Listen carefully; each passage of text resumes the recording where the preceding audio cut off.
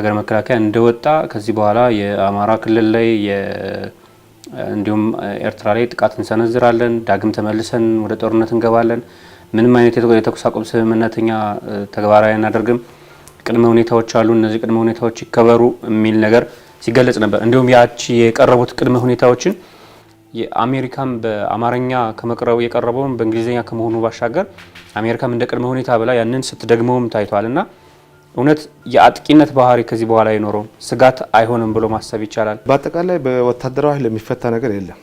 ህወሓት ነባር ታገኝና በትግል ወቅትም ሰፊ አስተዋጽኦ ያደረጉ እስከ 1984 ዓ.ም ድረስ ከህወሓት ጋር አብረው የቆዩ አንጋፋ የትግል ሰው ከዛም በኋላ ደግሞ በተለያዩ ሀገራት በተለይም ወደ 17 ዓመት በአሜሪካን ሀገር ቆይተው በአሁኑ ሰዓት እዚህ ኢትዮጵያ ውስጥ ነው የሚገኙት። ከጊዜያዊ አስተዳደሩ ጋርም የተለያዩ ስራዎችን ሲሰሩ ቆይተዋል። አጠቃላይ የቀደመው የትግል ታሪካቸው እንዲሁም ደግሞ አሁን ያለው ወቅታዊ የሀገሪቱ ሁኔታ ምን ይመስላል ስንል አብረን ከሳቸው ጋር ቆይታ እናደርጋለን። እንግዲህ አቶ ዲላ ኃይለማርያም እንኳን ደህና መጡ። እንኳን ደህና ቆየ። የመጀመሪያው ጊዜያዊ አስተዳደር ወጣና ሌላ ሁለተኛ ጊዜያዊ አስተዳደር ከገባ በኋላስ ለምንድን ነው የወጣው? እነዚህ ነገሮች ተገምግመው ነው እንዲወጣ የተደረገው?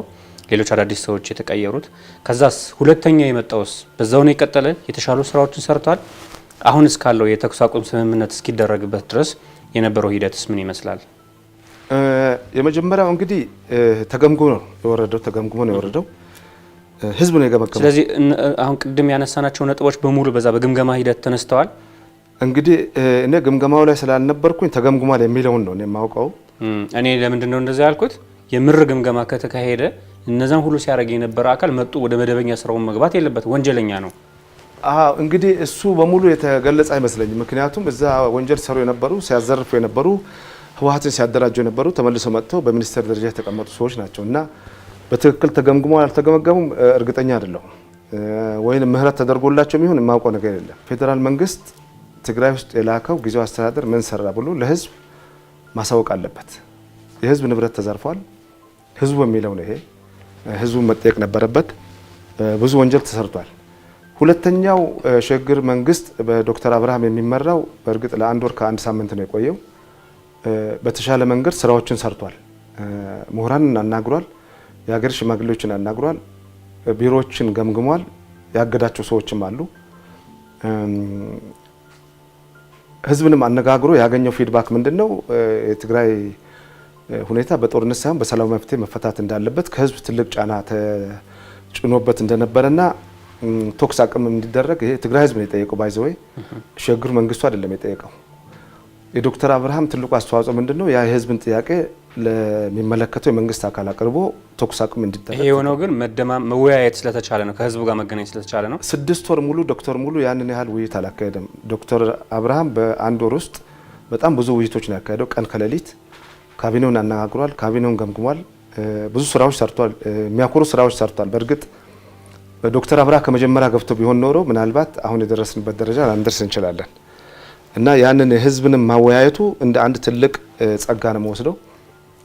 ትልቁም ችግር ትግራይ ውስጥ ምንድነው? ህዝብን ማዳመጥ አይፈልግም የነበረው ያ ጊዜው አስተዳደር። በመከላከያ ኃይል ነው ትግራይ ጸንታ የቆየችው። መጨረሻ ላይ ተኩስ አቁሙንም የህዝብ ጥያቄ ነው። በእርግጥ ተኩስ አቁሙንም መከላከያ ሰራዊት ይጠይቅ ነበር። እኔ በተለያየ አጋጣሚ ሳገኛቸው ስለ አንዳንድ ጦርነቶች ሲነግሩኝ በጣም ነው የሚያዝነው። የኢትዮጵያ መከላከያ ሰራዊት በጦርነቱ ላይ የሚያልቁትን ህፃናት ስናይ አንዳንድ ጊዜም አንዳንድ ቪዲዮዎች አሳይተውኝ በጣም የሚዘገንን ነው። ህፃናት የ14 የ15 ዓመት ልጆች እንደ ሰንበሌጥ ረግፎ ሲታይ በጣም ያሳዝናል። እምልህ የፋየር ፓወሩ የመንግስትና የነዛ አንድ አይደለም። እነዛ ከመትረየስ በላይ ብረት የላቸውም። ይሄ በጣም ዘመናዊ የሆነ መካናይዝድ አርሚ ይዞ የሚዋጋ ጋር መዋጋት ብዙ ህልቂት እንደነበረ፣ ብዙ ጥያቄ እንደሚያቀርቡ ይነግሩኝ ነበር። ብዙዎችም ያዝናሉ። እውነት ለመናገር እንደ ኢትዮጵያ መከላከያ ሰራዊት ለትግራይ ህዝብ ወዳጅ የለውም። ትግራይ ውስጥ በተነሳው ጦርነት ህዝብ ላይ በሚደርስ ግፍ በጣም ነው የሚያዝነው የኢትዮጵያ መከላከያ። አሁንም ራሱ እንዴት ለትግራይ ህዝብ መብራት ይቋረጣል፣ ስልክ ይቋረጣል ብሎ የሚማገት ለትግራይ ህዝብ ቢኖር የመከላከያ ሰራዊት ብቻ ነው እና የማይገባውን እጁን ያልሆነ ስራ ግን በእነዚህ የአድዋ ገዢ መደቦች መከላከያ ሰራዊታችን ላይ ብዙ ግፍ ተፈጽሟል። በጊዜያዊ አስተዳደሩም ብዙ ግፍ ተፈጽሞበታል ሰራዊታችን ላይ። ለዚህ ሁሉ ውድቀት ተጠያቂው ጊዜያዊ አስተዳደርና ከዛም በፊት ለተፈጸመው የህወሓት አመራሮች ናቸው። መከላከያ ሰራዊታችን አንድ የታዘብኩት ነገር ቢኖር ብዙውን ስራ ከነሱ ጋር ነው የምሰራው። የበረሃ ኑሬ ነው ትዝ ያሰኘኝ። እኛ በረሃ እያለን በጣም ህዝባዊ ነው የነበርነው።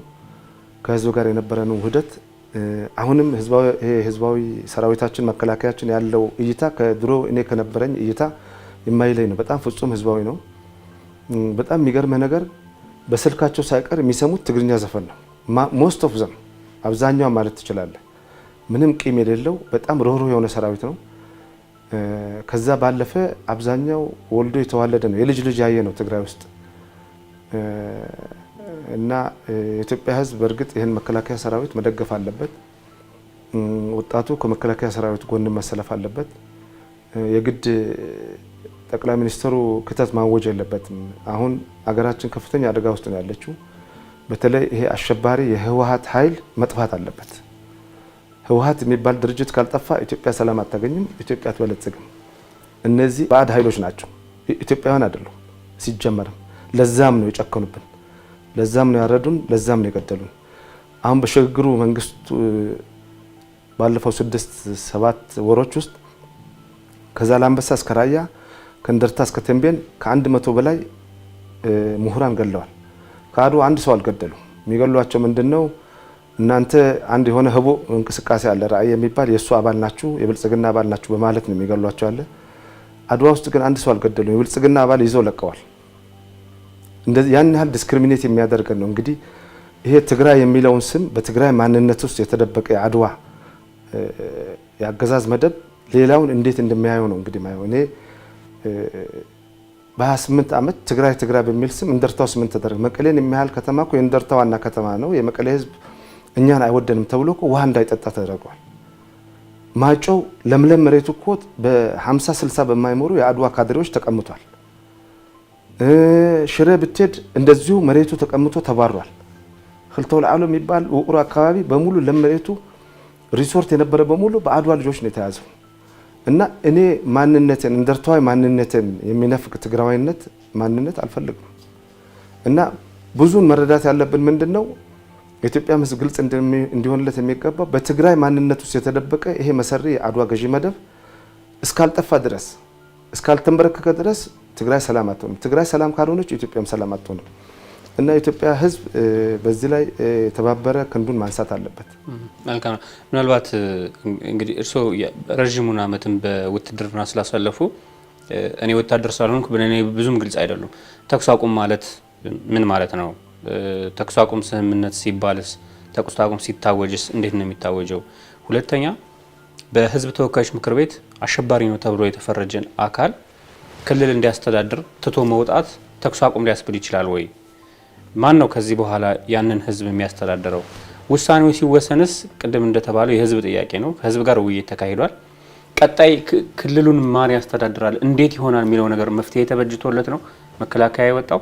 በተቃራኒው ደግሞ መከላከያ እንደወጣ አሸንፈናቸው ነው የሚል ነገር ከታጣቂዎቹ ይገለጻል፣ ከህወሓት አባላት።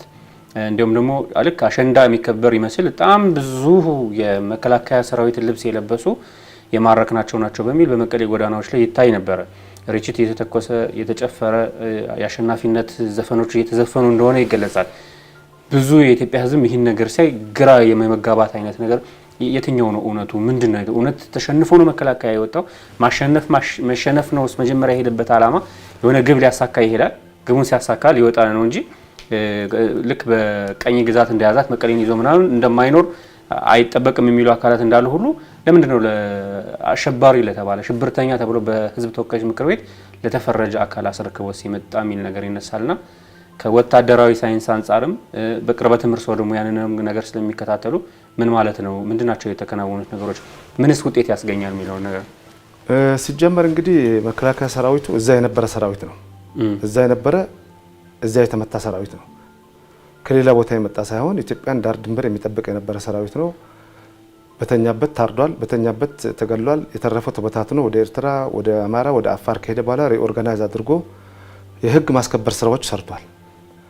በእርግጥ መውጣት የነበረበት የህግ ማስከበር ስራውን እንደሰራ ወዲያውን ነበር መውጣት የነበረበት። ወይንም ወዲያውኑ ወደ ካምፕ ነው መግባት የነበረበት። ግን ፌዴሬሽን ምክር ቤት ደካማ የሆነ ጊዜው አስተዳደር ስለፈጸመ ያ ህዝባዊ ሰራዊት ደግሞ የትግራይ ህዝብን ሜዳ ላይ ጥዬ አልሄድም ስላለ ሰብአዊ እርዳታ ማድረስ አለብኝ ስላለ ብዙውን ጊዜ ያሳለፈው 5 ወር 6 ወሩን ሲታኮስ አይደለም፣ እርዳታ ሲበትን ነው የነበረው፣ እርዳታ ሲያዳርስ ነው የነበረው፣ ኮንቬ ሲያጅብ ነው የነበረው እና መውጣት የነበረበት እንዲያውም ልክ ጦርነቱ እንዳለቀ ነው። ልክ እነሱን ተከዜ እንዳስገባ መውጣት ነበረበት። ግን እንዳልኩ ደካማ ጊዜው አስተዳደር ስለነበረ ሰብአዊ እርዳታ ያደራጅ ነበረ። የፖለቲካውን ስራ የሚሰራለት ሰው ስላልነበረ ጊዜው የተራዘመ ሄደ። በኋላ ይሄ አሸባሪ ድርጅት እንግዲህ በሁለት መልክ ነው ማየት ያለብን። አሁን ህዝባዊ አመጽ ይነሳል የሚለው ግምት ውስጥ ማስገባት አለ። ህዝባዊ አመጽ ትክክለኛ የሆነ ህዝባዊ አመጽ ተነስቷል። ትግራይ ውስጥ ፍትህ ያጣ ወጣት ለፍትህ ሲል ቤተ ከመሞት ብሎ በረሃ ወጥቷል። ማን ላይ ነው የሚያምጸው? በመከላከያ ላይ ነው? በጊዜያዊ አስተዳደሩ ላይ ነው? በፌዴራል መንግስቱ ላይ ነው?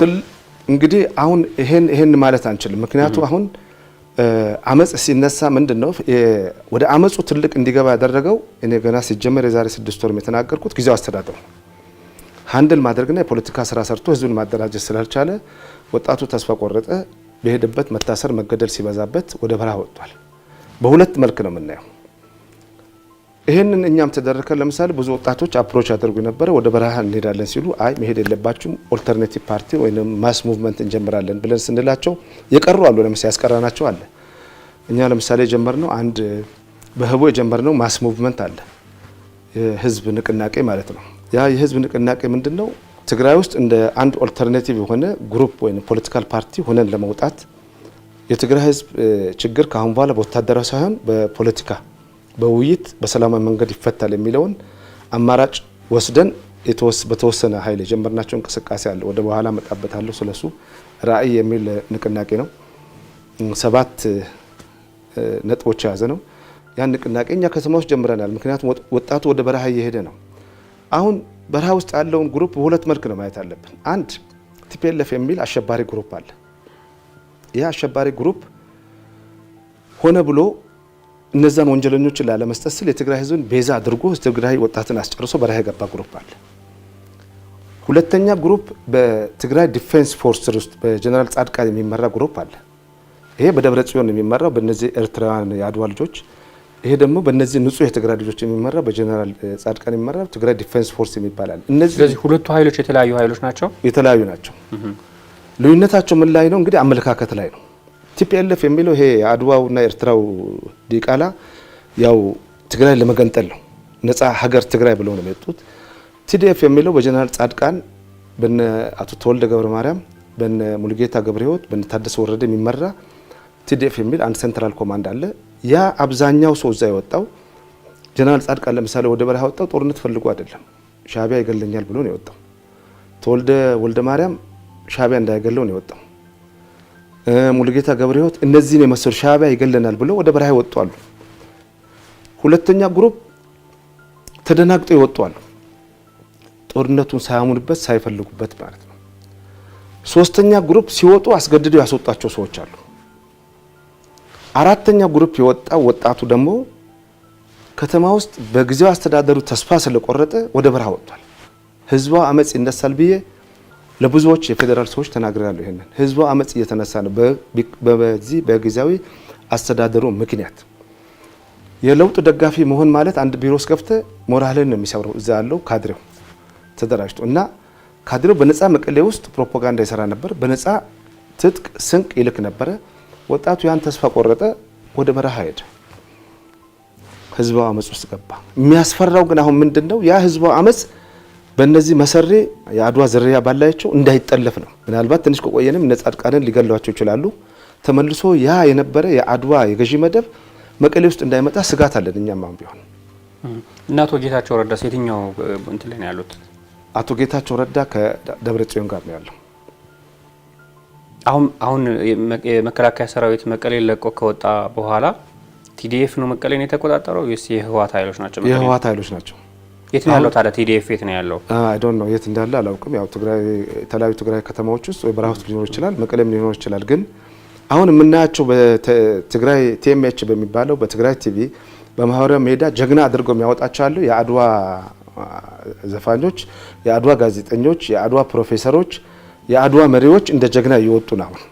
በቃ አሁንም ያ የነበረው የቲፒኤልኤፍ ስርዓት እንዳለ ቁጭ ብሏል መቀሌ ውስጥ በደብረ ጽዮን። እንግዲህ እውነተኛው ደብረ ጽዮን ይሁን ወይ ሮቦት ደብረ ጽዮን ይሁን ግን እዛ ሆነው ከሱ ጋር ሆነው አሁን ይሄ የአድዋው ኤሊት ተመልሶ መቀሌ ገብቷል። ያ ለኛ ለእንደርታ ልጆች፣ ለራያ ልጆች፣ ለአጋሜ፣ ለተንቤል ልጆች አሁን ትልቅ ስጋት ነው።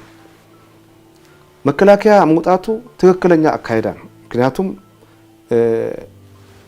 በሚካሄዱ ጦርነት የሚገኝ ፍሬ የለውም። አሁን የእርሻ ጊዜ ነው፣ ገበሬው ማረስ አለበት። መከላከያን አሸንፈ ነው የሚሉት። መከላከያ ከመቀሌ ሲወጣ እኔ መቀሌ ነበርኩ። 130 በላይ ታንክ ይዞ ነው የወጣው። ዘመናዊ ታንኮች ሮኬቱን መድፉን እየጎተተ ነው የወጣው። መቀሌ ዙሪያ ብቻ 4 ክፍለ ጦር ነው የነበረው፣ ወደ 50 ሺህ ጦር እና አሸንፈ ነው የሚለው ያ የፕሮፓጋንዳ የወሬ ስራቸው ስለሆነ ለውሸት የተፈጠሩ ስለሆነ ብዙም የሚደንቅ ነገር አይደለም። ያንን እዛ የነበረ ሰራዊት ግን መደምሰስ አይችሉም ነበር። የጦርነቱ መልክም በቀየረ ነበረ። አንድም መካናይዝድ ክፍለ ጦር ከቲፒኤልኤፍ ሰራዊት ጋር አልተዋጋም። እግረኛ ጦር ነው ሲዋጋቸው የነበረ። አንድም መካናይዝድ ታንክ ያለበት ጦርነት አልተካፈለም። ውሸት ነው። ነበርኩ 6 ወር 7 ወር ትግራይ ውስጥ። አንድ ሲገለጽ የነበረ ነገር አለ። የህግ ማስከበሩ በውጤት ደረጃ ውጤት አምጥቷል የነበረውን እነዚህ በጣም ዘመናዊ የጦር መሳሪያዎች አንደኛ ወደ ሀገር ውስጥ መመለስ ተችሏል። የተወሰኑትን ደግሞ ከጥቅም ውጭ እንዲሆኑ ተደርጓል። ስለዚህ ህወሓት ስጋት የሚሆንበት ምንም አይነት ሁኔታ የለም በሚል ይገለጻል። በተቃራኒው ደግሞ የሀገር መከላከያ እንደወጣ ከዚህ በኋላ የአማራ ክልል ላይ እንዲሁም ኤርትራ ላይ ጥቃት እንሰነዝራለን፣ ዳግም ተመልሰን ወደ ጦርነት እንገባለን፣ ምንም አይነት የተኩስ አቁም ስምምነተኛ ተግባራዊ አናደርግም፣ ቅድመ ሁኔታዎች አሉ፣ እነዚህ ቅድመ ሁኔታዎች ይከበሩ የሚል ነገር ሲገለጽ ነበር። እንዲሁም ያቺ የቀረቡት ቅድመ ሁኔታዎችን የአሜሪካም በአማርኛ ከመቅረቡ የቀረበውን በእንግሊዝኛ ከመሆኑ ባሻገር አሜሪካም እንደ ቅድመ ሁኔታ ብላ ያንን ስትደግመውም ታይቷልና እውነት የአጥቂነት ባህሪ ከዚህ በኋላ አይኖረውም፣ ስጋት አይሆንም ብሎ ማሰብ ይቻላል። በአጠቃላይ በወታደራዊ ኃይል የሚፈታ ነገር የለም። ከዛ ባሻገር ህወሓት ካሁን በኋላ በወታደራዊ ኃይል ተጠናክሮ ሌላ ጥቃት ያደርሳል የሚል ግምት የለኝም። እንግዲህ ጦርነት ስንል ብዙ ነገሮችን ያሟላል። እንግዲህ ዋናው ትልቁ ኢኮኖሚ ነው። ሎጂስቲክ ምን ያህል ነው ሎጂስቲካቸው፣ ምን ያህል ነው የፋየር ፓወራቸው፣ እነዛ ሁሉ ግምት ውስጥ መግባት አለባቸው። እንግዲህ ሰራዊታቸውን 70 ግራም እኮ እየቀለቡ ነው ሲዋጉ የነበረ። አንድ ዶሮ 120 ግራም ነው ሲወራ፣ እነሱ ግን 70 ግራም እያበሉ ከገበሬው እየቀሙ የሚያካሂዱት ጦርነት መልክ ይዛል ብዬ አልገምትም። የገበሬው ህልም ያልቃል ድጋሚ ካላረሰና ካልዘራ። እሱ ብቻ ሳይሆን በህዝባዊ ጦርነቱን የተቀላቀለ ወጣት በአሁኑ ሰዓት ወደ ቤቱ ተመልሷል። ሀገር ሰላም ሆኗል ብሎ ወደ ቤቱ ተመልሷል። ካሁን እንግዲህ በአሁኑ ሰዓት 50-50 በየጣቢያው አዋጡ እያሉ እያስገደዱ እንዳለ ሰምቻለሁ። 50-50 ምን ወጣት እና ወጣቱ ተበትኗል። በአብዛኛው ለህዝባዊ ጦርነት የተካፈለ ወጣት ተመልሷል። ሰላም ትግራይ ሆናለች፣ በቃ ጦርነት የለም ብሎ ወደ ቤቱ ተመልሷል። አሁን ምን ያህል ሰራዊት ይዘው ቀርተዋል የሚለው እሱ ሌላ ግምት ይኖርናል። ግን በአጠቃላይ እንግዲህ ጦርነት ለማካሄድ ብዙ ሪኳየርመንቶች ማሟላት አለባቸው። ያው እንግዲህ ወደ ኤርትራ ለመሄድ መሄድ አይደለም አያስዋትም፣ ቦርደሩንም አይሻገሩትም። ያለው ወታደራዊ ኃይል ሚዛን በጣም ይለያያል እና አቅም ኖሮት ኤርትራ ውስጥ ተሻግረው እንዋጋለን። ያው የተለመደ ጉራና ውሸታቸውን ነው። አሁንም የተለመደውን ያ የደሃ ልጅ ለማስጨረስ ነው። ትግረኛ ተናጋሪውን ካላጠፉ በጸጋ የሚኖሩ የማይመስላቸው ልክ እንደ ወባ ትንኝ ደም እየመጠጡ መኖር የሚፈልጉ ሰዎች ስለሆነ ከጉራ ያለፈ ብዙ እርምጃ ሊኖር አይችልም። ከዛ ባለፈ የኢትዮጵያ መንግስት እንደገና ተመልሼ ትግራይ ልገባ ቢል ብዙ የሚያዳግተው አይመስለኝም። እንዳለፈው ጊዜ 3 ሳምንት አይፈጅበትም። ካለው ወታደራዊ ቁመና አንጻር መከላከያ ትግራይ ውስጥ ለመግባት ትግራይ ሙሉ ለሙሉ ለመቆጣጠር 1 ሳምንት አይፈጅበትም። ተሸንፎ ወጣ የሚለውም ውሸት ነው፣ ጉራ ነው። ትላንትና አንድ ቪዲዮ ሲያሳዩ ነበር። ሽከት ላይ 3 ብርጌድ ደመሰሰን ያሉት በጣም የሚገርም ነገር ነው። አንድ ጥይትም አልተኮሱም። ከሩቁ ነው የነሱ ሚሊሻዎች ይተኩሱ ነበረ። ሰራዊቱ ግን ሰተት ብሎ ነው የወጣው። ወደ 1000 የሚጠጋ መኪናዎች ይዞ ታንኮቹን፣ መድፎችን፣ ሮኬቱን ይዞ ነው የወጣው። የቀረ ንብረት የለም።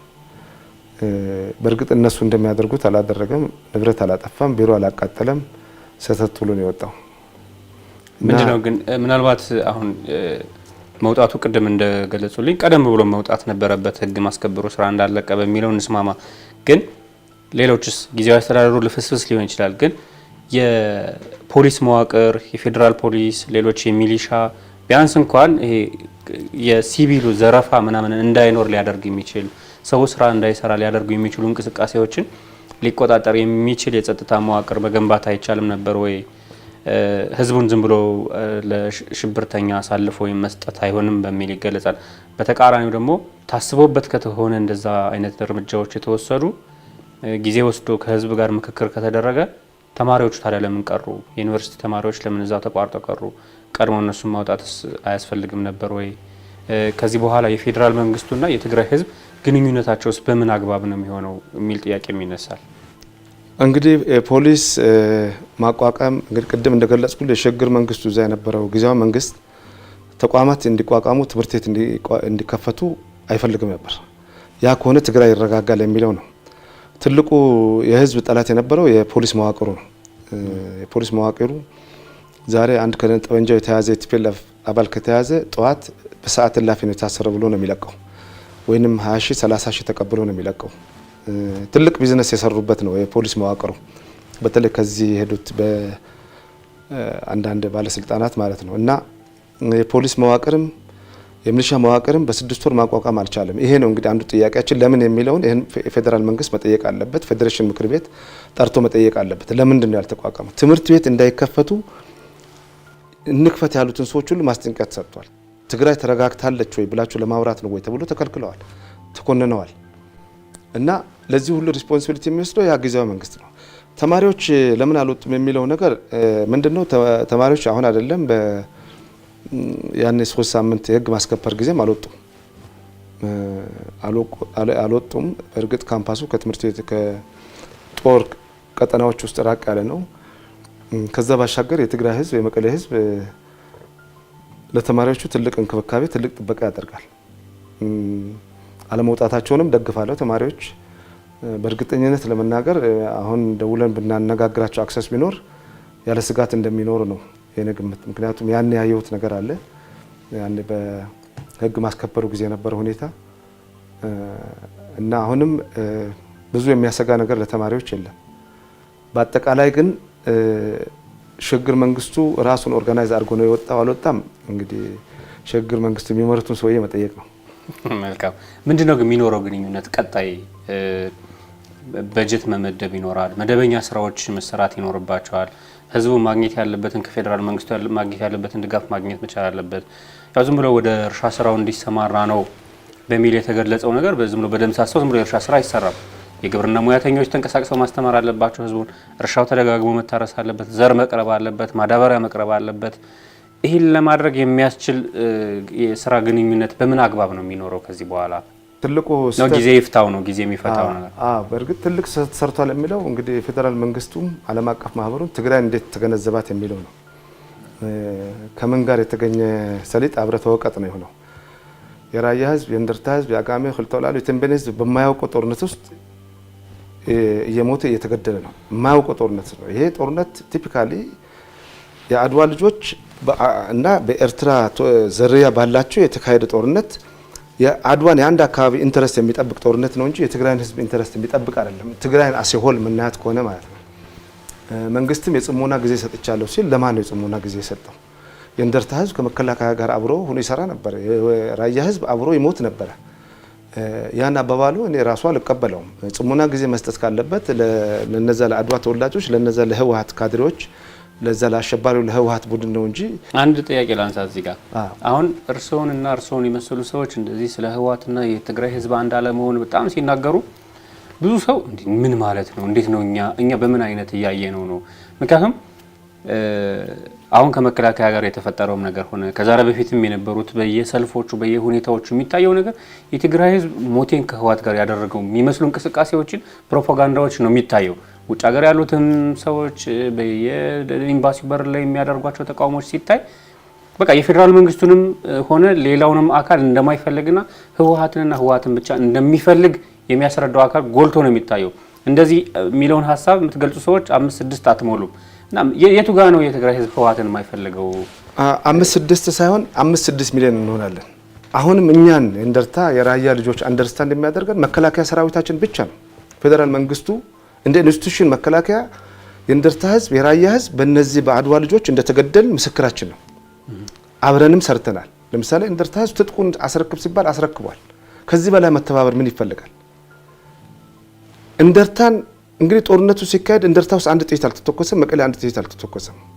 ይሄ አሸባሪው ህወሓት ቡድን አመራር ግን ምንድነው ያለው? እንደርታን በደም እናጥባታለን ክዳችኋለን ነው ያለው። ከሃዲዎች አድርጎ ነው የወሰደን እንደርታና ራያን። አሁን ያን ቂም በቀል ለመወጣት መቀሌ ውስጥ በሺዎች የሚቆጠሩ ሰዎች ታስረው ተወስደዋል። ራያ ውስጥ በሺ የሚቆጠሩ ሰዎች ከቤት ንብረታቸው ተፈናቅለዋል። ከዚህ በላይ ኢትዮጵያዊነት ምን አለ? እኛ እኮ ባንዲራችን ባንዲራ ኢትዮጵያ የምንል ሰዎች ነን። የእንደርታ ሰዎች፣ የራያ ሰዎች እኛ ከኢትዮጵያዊነት ውጭ ምንም የምናውቀው ነገር የለም። በእነሱ 28 ዓመት እንደተደበደብን የፌዴራል መንግስት ያውቃል፣ መከላከያም ያውቃል። ግን ሪኮግኒሽን እስካሁን የሰጠን ቢኖር መከላከያ ብቻ ነው። የዓለም ህብረተሰብ ትግራይ ተደበደበች እያለ መጮሁ ስህተት ነው። ትግራይ አይደለም የተደበደበችው። ይሄ ጁንታው፣ ይሄ ነፍሰ ገዳዩ፣ ይሄ ከሃዲው በአዳዊ የሆነ የአድዋ ገዢ መደብ እነሱ ወደ ስልጣን ለማምጣት ዓለም አቀፉ ማህበረሰብ ተደናግሮ በትግራይ ስም እየሮጠ ነው። ግን እኛን እንደርታሎች አይመለከተንም፣ የራያ ልጆችን አይመለከተንም። ኢን ፕሪንሲፕል እናውራካል። ሙሉ በሙሉ 99.9 እንደርታ ህዝብ ህወሓት የሚባለውን ድርጅት እንደ ጠላት ነው የሚያየው። ራያም እንደዛ ነው የሚያየው። እንደዛ ስላየናቸው ከሁሉ ቦታ ውስጥ አምጥተው ግጀት ውስጥ፣ ሳምረ ውስጥ፣ ወጀራት ውስጥ፣ ቶገጋ ውስጥ አምጥተው ጦርነት አካሂደው ህዝባችን አስጨርሰውብናል። እነሱ መሬት ውስጥ ጦርነት አላካሄዱም። ጦርነቷን እንደርታን እናደማቸዋለን፣ እንደከዳችሁን በደም እናጥባቸዋለን ብለው ጦርነት አካሂደው የእንደርታ ሰው አስጨርሰዋል። ከከተማ ወስደው እኮ አሁን አንድ ኢንጂነር የዛሬ 2 ሳምንት ቆርጠው ቆራርጠው ለጅብ ሰጥተውታል። ተቀብሮ እንደገና ከመቃብሮ ወጥተው ሲገቡ አውጥቶ እንደገና ላውሬ ሰጥተውታል። ከዚህ በላይ ግፍ ምን ይተሰራል እንደርታ ህዝብ ላይ? እና ኢትዮጵያ ህዝብም ልብ ማድረግ አለበት። በትግራዊነት ማንነት ውስጥ የተደበቀ የአድዋ መሰሪ የአድዋ ገዢ መደብ እኛን አይወክልን። እኛ እንደርታዎች እንደ ባሪያ ነው የምንኖረው። መሬታችን ተቀምተን ቋንቋችን ተቋሾ እንደ ሰው አንቆጠር። ፖለቲካል ፓወር የለን፣ ኢኮኖሚክ ፓወር የለን። ለዛም ነው አሁን አዲስ ሙቭመንት ጀምረናል። ማስ ሙቭመንት እንደርታን ራዲካላይዜሽን ኦፍ እንደርታን ኢኒሺዬቲቭ ፎር ኢትዮጵያ የሚል አንድ ራዕይ የሚል 7 ነጥቦች የያዘ ሙቭመንት ጀምረናል። በእርግጥ እንደርታ ውስጥ ይጀመር እንጂ ከዛላምበሳ እስከ ራያ እስከ ተንቤን ከዛም እስከ ሽሬ አባላት ያሉት ነው። በሚሊዮኖች የሚቆጠሩት አባላት አሉን። የቆየ ነው። አሁን በዚህ በቅርብ ጊዜ የተመሰረተ ነው። እንቅስቃሴው ወደ 5 ወር አድርጓል ከጀመር። ምክንያቱም ወጣቱ ወደ በረሃ ሲሄድ ወጣቱን መያዝ አለብን። በረሃ ሄዶ መሞት የለበትም። በረሃ ሄዶ እንደገና ያው ትግሉ ይቀማል። ምን ያክል ይሳካል ብላችሁ ታስባላችሁ? አሁን ቅድምን አሁን የህወሓትን የትግራይ ህዝብ ህወሓትን አይፈልገውም የሚሉ አካላትም እንደማረጋገጫ የሚያነሱት ትግራይ አካባቢ ላይ የተለያዩ የፖለቲካ ድርጅቶች ይመሰረታሉ። ያን ያክል አሉ እነ ትዴፓ፣ ትዴት ምናምን ባይቶና፣ አረና ግን አንዳቸውም ከህወሓት ጋር ሲገዳደሩም ሆነ እኩል የሆነ የፐርፎርማንስ እንትን ታይቶባቸው አያውቅም። ቅርብ ጊዜ ደግሞ ፈንቅል የሚባል መጣ፣ የት እንደደረሰ አይታወቅም። እናንተስ የህወሓት ትክክል የትግራይ ህዝብ ህወሓት የሚጠላው ከሆነ የሆነ ፓርቲ ሲኖር ልክ ሌሎች ክልሎች ላይ እንደሚታየው ማለት ነው ያንን የሚደግፍ በርከት ያለ ህዝብ ማይኖር ያንን ትግል የሚቀላቀል ማይኖርበት ምክንያት ህወሓትን ስለሚወድ ነው ተብሎ ስለሚነሳ ነው እንደዛ ያልኩት። በእርግጠኝነት የምነግርህ አሁን ይሄ ሙቭመንቱን ጀምረነዋል። በእርግጥ የቆየ ሙቭመንት ነው። በተለያዩትን አሰባስበን ግን ወደ አንድ ማስ ሙቭመንት ነው ያመጣነው። ህዝባዊ ንቅናቄ ነው ያመጣነው። ከጦርነት ውጭ የሆነ አማራጭ የያዘ ሙቭመንት። ምክንያቱም ወጣቱ ወደ በረሃ ስለሚሄድ ወጣቱ ወደ በረሃ መሄድ የለበትም። በሰላማዊ መንገድ በህጋዊ መንገድ ዲሞክራሲን ማምጣት እንችላለን፣ ፍትህ ማምጣት እንችላለን ብለን የጀመርነው በ5 ወር ውስጥ የማይታመን አባል ነው ያለን። አሁን አንተ እንደምትለው ህወሓት ላይ ፍቅር አለ የምትለው ህወሓት የአድዋ ድርጅት ነው እንጂ የትግራይ ህዝብ ድርጅት አይደለም። ኢንጀነራሊ እንደርታን አይወክልም። ለምሳሌ ምን ሰራለን? በ28 ዓመት ለእንደርታ ምን ሰራ? አጋሜ ክልተል አሉ ተንቤን ራያ ምን ሰራ ብለን ብንል ምንም ነገር አልሰራለን። ምን ጠጣውን ውሃ እንኳን ያልሰጠን ድርጅት ነው እና ከአንድ ዕዳጋ አርብ ከምትባለ አድዋ አውራጃ ውስጥ እኮ 19 ጀነራሎች አሉ። ከእንደርታ አንድ ጀነራል አታገኝ በአሁኑ ጊዜ ማለት ነው። ቢኖርም ጀነራል ብሎ ሾሞ የሆነ ቦታ ኮርነር አድርገው የሚያስቀምጡት ለስሜ ወይንም የነሱ ተላላኪ የሆነ ካልሆነ በስተቀርና ይሄ በዚህ አሁን እኛ በመንጀምረው ፕሮግራሙን በኋላ ምን አይነት ፒላሮች አሉ ለምን ያንን ተጠቀምን የሚለውን ህዝብ ማሳመን የህዝብን ስነ ልቦና አንብበን የቀረጽነው ነው። እኛም የቀረጽነው ብቻ ሳይሆን አባቶቻችን በቀዳማዊ ወያኔ ላይ የተጠቀሙት ቴክኒክ ነው። ህዝባዊ በሆነ ኢንዲጂነስ በሆነ ፖለቲካል ሙቭመንት ነው የምንጀምረው። እኛ ስንጀምር መሪያችን እግዚአብሔር ብለን የምንጀምር ሰዎች ነን። ወይ ማርክስ ወይ ሌኒን ወይ አብዮታዊ ዲሞክራሲ አይደለም። እና ትግላችን በጣም ይሳካል በአጭር ጊዜ። አሁን ግን በማስ ሙቭመንት ወይም በህዝብ ንቅናቄ ስላለን ትግራይ ውስጥ በጣም ሰፊ መሰረት ነው ያለን። እንደርታ ውስጥ፣ ራያ ውስጥ፣ ክልተ ወልዓሎ፣ አጋሜ፣ ተንቤን ትልቅ እንቅስቃሴ ነው ያለን። በጣም ትልቅ የእኛን ሩብ የላትም ቲፒኤልኤፍ የሚደግፋት። ሽሬ ውስጥም እንደዛው ማለት ነው። እና 100% እርግጠኛ ሆኜ የምናገረው ከነዛ ካለፉት ባይቶና ሳልሳይ ወያነ ነጻነት ትግራይ ቲፒኤልኤፍ ራሷ የመሰረተቻቸው ድርጅቶች ናቸው። ቲዴፓ አረና የምትለውም ብዙም ህዝብ ውስጥ የሚያስገባ ፕሮግራም የላቸውም። የትግራይን ህዝብ ስነልቦና ያነበቡ ፕሮግራም የያዘ ድርጅት የለም።